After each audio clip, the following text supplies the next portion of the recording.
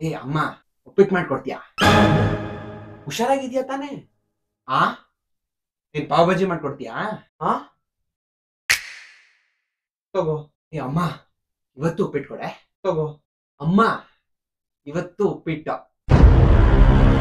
ಈ ವೀಕೆಂಡ್ ಆಚೆ ಹೋಗಕ್ಕೆ ನಿನಗೆ ಬೈಕ್, ಆದ್ರೆ ನಿಮ್ಮ ಅಮ್ಮನ ಹತ್ರ ಉಪ್ಪಿಟ್ಟು ಮಾಡಿಸ್ಕೊಂಡು ನಂಗೆ ಕೊಡ್ಬೇಕು. ಯಾಕೆ ಏನು ಅಂತ ಕೇಳಂಗಿಲ್ಲ. ಡೀಲಾ?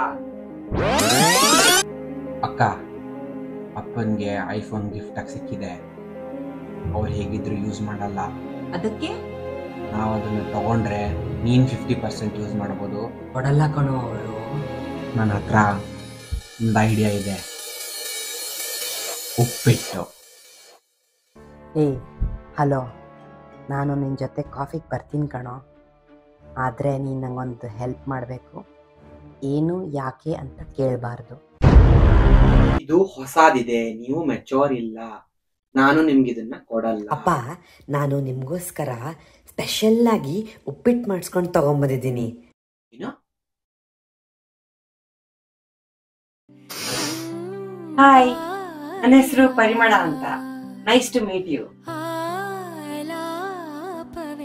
ನಾನು ಫಸ್ಟ್ ಟೈಮ್ ಉಪ್ಪಿಟ್ಟು ಮಾಡಿದ್ದೀನಿ, ತಿಂತೀರಾ?